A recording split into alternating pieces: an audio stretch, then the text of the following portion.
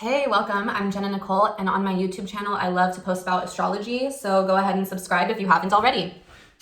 All right, so today we're talking about something very exciting. Pluto is entering the sign of Aquarius, and I love to talk about Pluto personally. Why? Because I'm a Scorpio rising, but also I have Pluto in my first house in the Placidus system at 0 degrees of Sagittarius. I'm the start of the Sagittarius generation, and now we're entering a new one, so yeah, it's cool, and I just want to talk about it. Just a little note, not everybody believes in Pluto because, in Vedic, they don't do that. I do acknowledge that, and it's totally cool. You can just see Pluto as an aspect of Mars. And I do that as well because Pluto is very destructive, revolutionary. It makes decisions, it tears things apart, it causes chaos. And so that is a Martian energy too. So I think either way, the more information, the better. And why not use everything that we have in our knowledge base? So here I have Jeffrey Wolf Green's Pluto, The Evolutionary Journey of the Soul, great book. I wrote down some of my expectations and predictions that I think you might want to know. So without further ado, let's get started. So we're going to be moving away from egocentrism. Why? Because here we have Aquarius and here we have Leo. And so you're going to see, this Aquarius and Leo tendencies going back and forth. So we can be, in this fifth house Leo energy, I'm the star, I'm the teen, it's all about me, ego. And then this opposite Aquarian, humanitarian, oddball foreigner coming in to help improve the community. Yes, Aquarius represents the oddball, the weirdo, the alien, the foreigner. So Aquarians tend to feel a little bit out of body in their societies, their groups, and other situations. They may be a bit different than the family they grew up in. Their family probably had very different ideas of how society and everything should run compared to the Aquarian child. So yeah, the Aquarian is going to feel a little bit out of place. But what's good about Aquarius is that they're revolutionary. So they can either completely withdraw and just be completely weird, or they can be, sort of blending in like a chameleon with their surroundings. They have the brain power and the thoughts. They're really genius. They're really sexy. They come in and deliver new ideas to our world like lightning, and it's also, they're ruled by Uranus and Saturn. And so with this energy, it's like, yeah, we're here to change things, to move us forward and make us better. And it's going to do it with spice. Getting involved in different groups of people that are separate than mainstream societies and where we fit in the grand scheme of things. Like, okay, I may see myself as, this little thing here, but we're going to learn, how does our uniqueness fit into this big, beautiful bubble, right? And this is also pulling from the individuality. And this is beautiful because we can see each other as, we are equals, but also we're different and we can celebrate that too. And this we already do, but even more so with our sexualities and stuff like that, that's all going to become much easier. There's not going to be so much hate against the queer communities, for example. So Pluto represents the return of the underground and fringe societies like, occultism. There's going to probably be a lot more cults and a lot more sort of like art cult things, which is really good because we need that to sort of play and experiment and discover and, create something new. That is a necessary part of the evolution of art. So I'm personally very excited about that one. And beware of imposing on others because they will sort of look at you like you're stupid, like bro, we're not the same. So why are you trying to put your law onto me when we are living in two different worlds kind of thing. So you do very well to understand that group dynamics and group needs are extremely important and we should know how to work with them in order to succeed. So we will need leaders with a strong vision of where the world can go and how they will do it so that people can, get behind and help build that. And so that's going to be necessary. We don't have enough leaders that are really advocating for the planet and for the well-being of humans on this earth. There's too many people that just want to keep us really suppressed. And so we're going to need some new people to come in so that all people will have a better chance at, surviving, getting properly educated, getting the right healthcare, all of that stuff. So yes, you experiment, play with things, and then you follow through with changes. Otherwise, you're going to lose the game because there will be transformation and chaos. We're going to play with things, try new things, and some of them are not going to work. Other ones might be brilliant, right? But when things don't work out, you just adjust and you play again and you detach, okay, that shit happened. Okay, we have to let it go and we have to start over. And that's something to be respected because nothing good ever comes from just repeating the same patterns that don't serve us anymore. I think we're all kind of sick of that. I predict that there's going to be some revolutions and massive changes regarding technology, science, art, spirituality. We're going to have a lot of breakthrough thinkers and leaders, really brilliant ideas and visions coming from the people. Less of this performance energy and more of getting into the ground and working together from the ground up and then seeing where that takes us. So that's exciting. I love this beginner's phase where we're just playing and stuff before it gets, completely overtaken and abused. People will dismiss others who try to label or categorize them. Will be identifying less with specific identity politics We will see some extremist groups coming up from all sides and all different places. And this is not to be scared, but to just be aware that there's going to be resistance to whatever people want to do. And so that can cause some unrest. It's not going to be so important what party or what race or culture you connect to. That's going to be great because we're going to be able to work together rather than let ourselves get divided by the use of, media and politics. Anytime that we can integrate and listen to each other is brilliant. Start flowing with them and then realize that you're someone different than you thought you were. So for example, you may have gone with one political party your whole life and then suddenly you're going to be relating to a lot of other political ideologies and you may switch it up. That's one really good example, because with this sudden change with Saturn and Uranus and Aquarius and everything, it's going to force us into a new direction that we haven't seen before. It's Pluto, so it's going to create chaos and destruction to some of our old systems, both like politically, socially, what have you. So that's pretty good because it's going to really shift things up, and then it creates more opportunities for different ideas to come forward and for different leaders to take on different things that they previously may not have. So, but it also creates chaos, and so you have to prepare for the double-edged sword of it, right?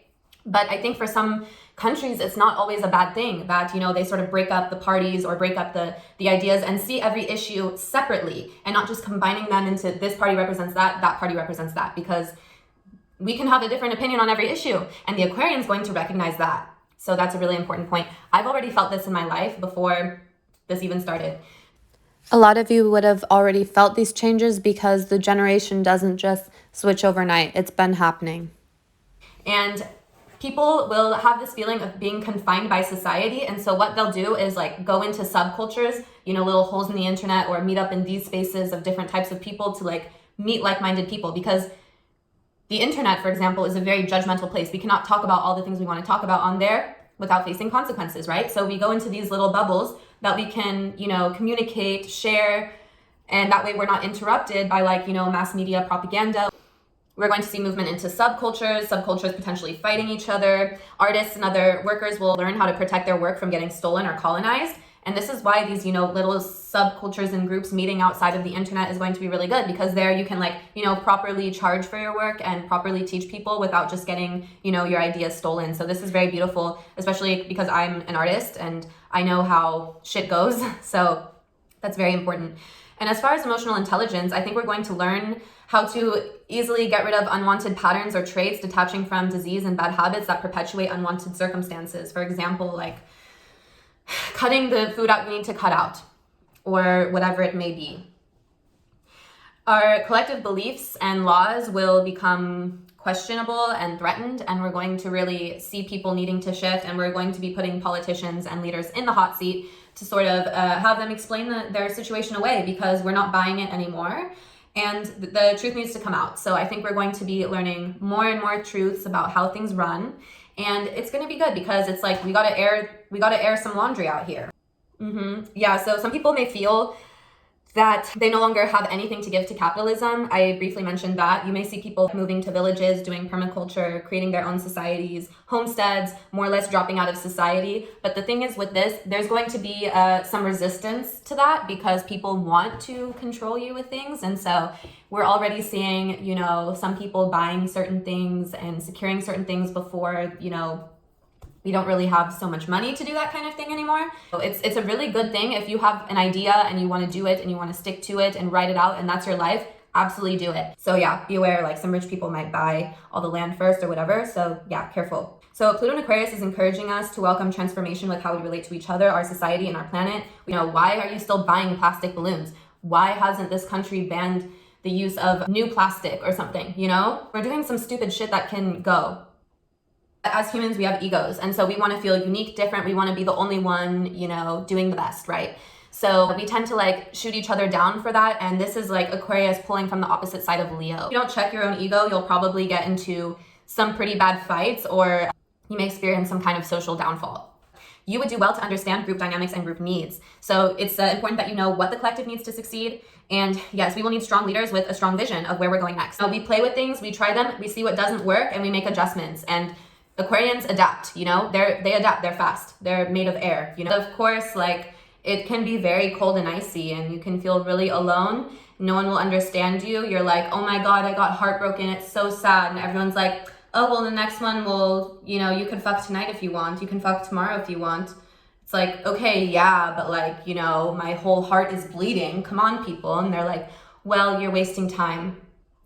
It's like, we're still human.